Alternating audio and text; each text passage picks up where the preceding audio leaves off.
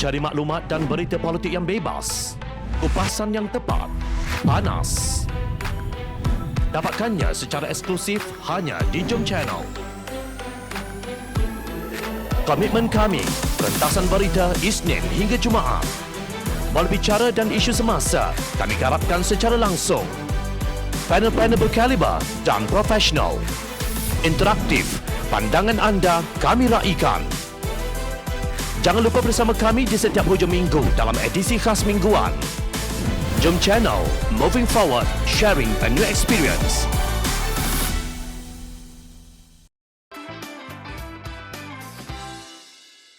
RCI siasat tabung haji yang berjaya dipulihkan. Kerajaan mendapat perkenan yang di-Pertuan Agong Al-Sultan Abdullah Sultan Ahmad Shah bagi menubuhkan Suruhanjaya Siasatan Diraja RCI untuk menyiasat isu pengurusan dan pengoperasian Lembaga Tabung Haji dari 2014 hingga 2020.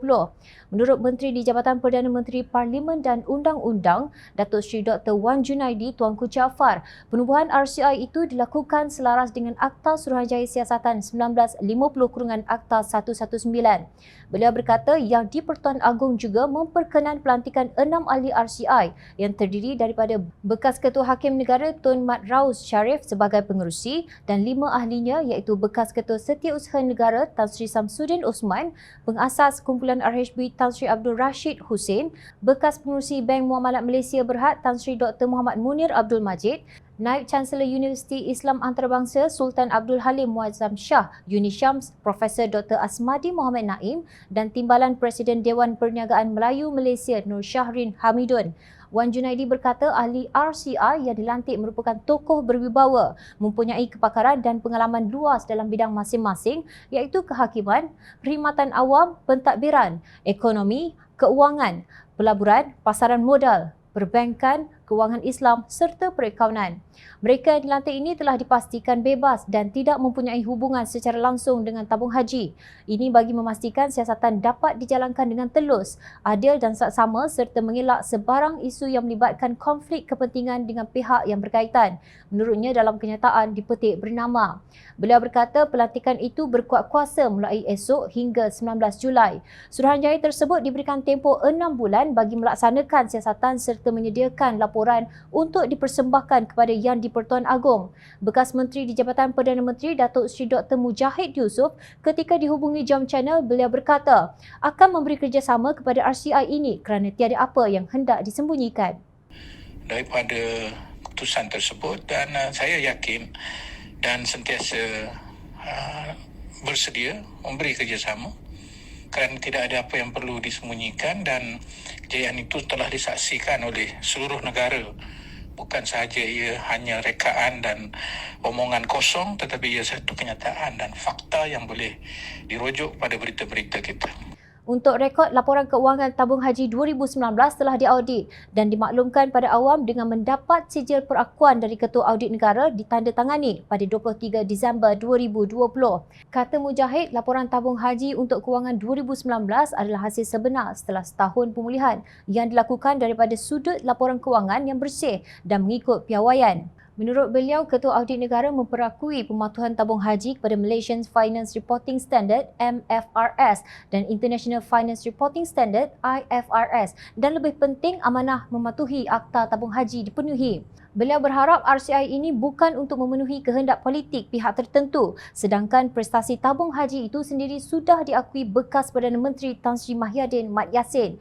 Pada 14 Julai 2020, Mahyadin memberitahu Parlimen bahawa lembaga tabung haji mencatat lebihan aset sebanyak 1.9 bilion ringgit. Katanya laporan prestasi tabung haji pada setengah tahun pertama 2020 menunjukkan aset yang dimiliki agensi itu ialah sebanyak 78 bilion ringgit.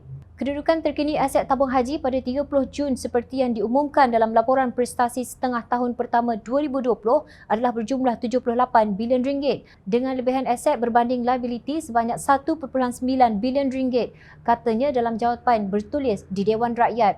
Kerajaan Pakatan Harapan mendapati tabung haji telah membuat pembayaran dividen yang sepatutnya dibuat hanya jika ia mencatat keuntungan dan asetnya melebihi liability. Sedangkan pada Julai 2018, Jabatan Audit Negara melaporkan aset tabung haji adalah lebih rendah berbanding liabiliti sebanyak 4.1 bilion ringgit sehingga memerlukan pelan pemulihan semula.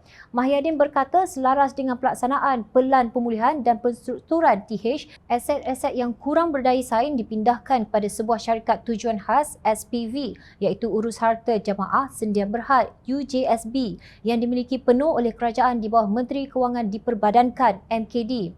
Oleh yang demikian, tabung haji tidak dikuasai oleh orang bukan Islam, tegas beliau. Bagaimanapun, Naib Presiden Amanah itu berkata kerajaan patut mengadakan RCI untuk isu yang lebih utama seperti Pandora Papers dan pemilikan saham Ketua Pesuruhjaya Suruhanjaya Pencegahan Rasuah Malaysia SPRM. Dirujuk pada berita-berita kita. Jadi RCI bagi saya lebih besar ialah RCI Azam Baki SPRM. RCI lebih besar ialah Pandora Paper. RCI lebih besar ialah pengendalian COVID. Ya, itu RCI yang perlu dibuat satu penelitian yang rapi. RCI rasuah pemimpin-pemimpin yang terlibat dan terpalit dalam laporan Pandora. Jadi kenapa RCI ini semua diketepikan, bukan terkait kepentingan, dibincang Parlimen pun tak ada.